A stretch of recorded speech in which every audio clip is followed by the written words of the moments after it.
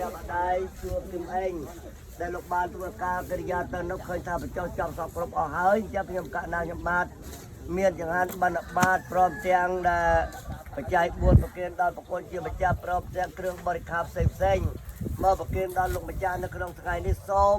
ព្រះសន្តិវិញ្ញាណរបស់អ្នកម្ដាយទៅកាន់សុគតិភពចតដល់បានអ្នកម្ដាយបានទៅកាន់សុគតិភពហើយនឹងភ្លេចបែបភៈ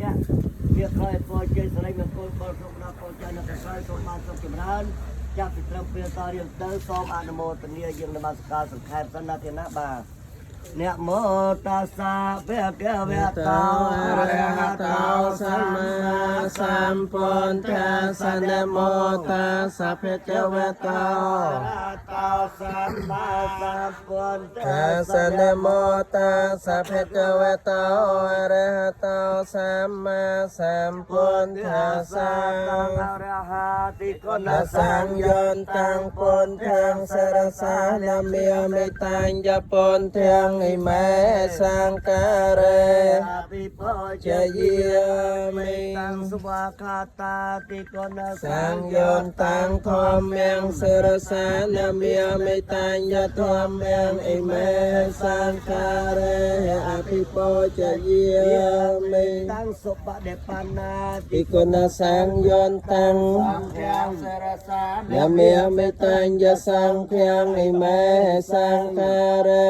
អភិពោជយាមិខ្ញុំសូមនមស្ការលើកថាអនសរស័យបង្គំគុណទាំង3ពលលំត្រីលោកាសូមបនកងកុសលឲ្យបានដល់ខ្ញុំណាពេញពោស្មាធិអារិយដល់ជលសាធំទូលាយសូមឲ្យកំចាត់បងអបមង្គលទាំងឡាយឲ្យជាចិញ្ចាឆ្ងាយក្តីអន្តរាយកំបីមានដោយកំអនុភាពបញ្ញាលាជាប្រទានក្នុងបញ្ញារិស័យមានសុខបានសានក៏មានមួដោយគុណនមស្ការរតនាប្រសើរពួសូមានិសង្ឃនោះដាក់ដល់ឋានដល់ពៀន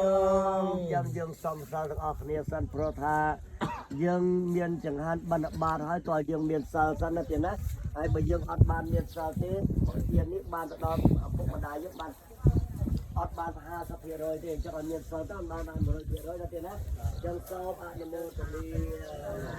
អង្គការសមៈយ៉ាងហន្តេវិសងរខណថា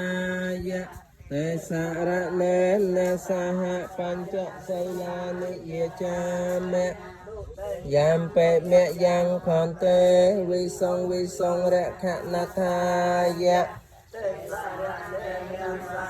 បញ្ចសីលានិយចាមិបេមៈយ៉ាងខន្តេវិស